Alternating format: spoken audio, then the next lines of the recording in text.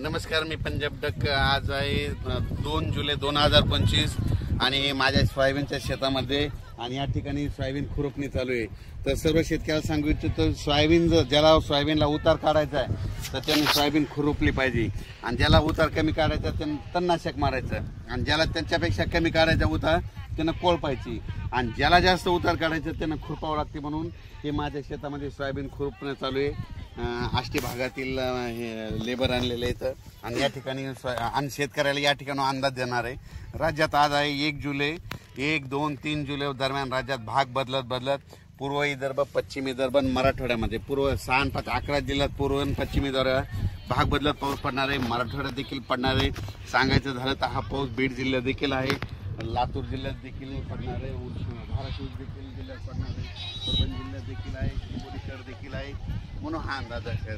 पण राज्यात सांगायचं झालं तर नांदेड जिल्हा, हिंगोली जिल्हा, वाशिम जिल्हा या ठिकाणी भाग बदलत पाऊस पडणार आहे। म्हणून हा अंदाज लक्षात म्हणजे 3 जुलैपर्यंत हा पाऊस पडणार आहे। म्हणून हा अंदाज लक्षात येतात।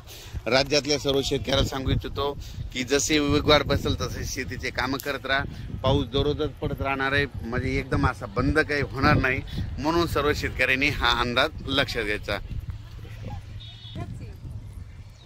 तर राज्यातल्या सर्व शेतकऱ्याला सांगू इच्छितो की बीड जिल्ह्यात काही भागात पडला, आज ह्या 2, 3, 4 जुलैपर्यंत तिकडे देखील काही भागात पाऊस पडत जाईल। त्याच्यानंतर नगर जिल्ह्यात देखील आज बऱ्याच ठिकाणी पाऊस पडत जाईल। म्हणजे सांगायचं झालं तर पाऊस दररोजच वेगवेगळ्या भागात पडणार आहे, सर्वदूर असं सगळीकडे सारखा पडणार नाही, भाग बदलत पडणार आहे। म्हणून हा अंदाज लक्षात घ्यायचा।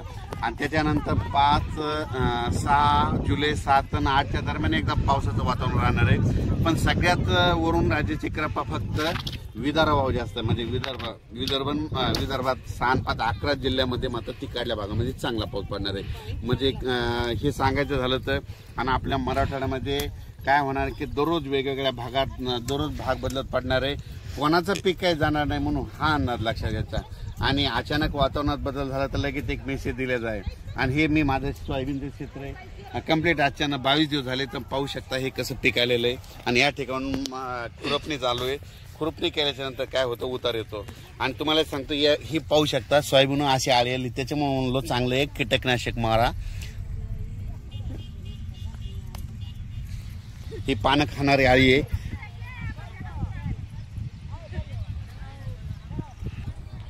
तर त्या आळीबद्दल एक चांगलं कंपनीचं कीटकनाशक मारा, त्याच्यामुळे कंट्रोल होईल नसता पानं खाणारी ती आळी आहे। म्हणून हे सगळ्यांनी लक्ष द्यायचं। पण राज्यात मात्र कोकण पट्टीतला घाटमाथ्यावरला पाऊस ते मात्र चालूच राहणार आहे। त्यांनी द्राक्ष बागायतदारांनी तुम्ही तुमच्या फवारणीचा तयारी ठेवा, कारण की तुमचा पाऊस काय बंद होणार नाही।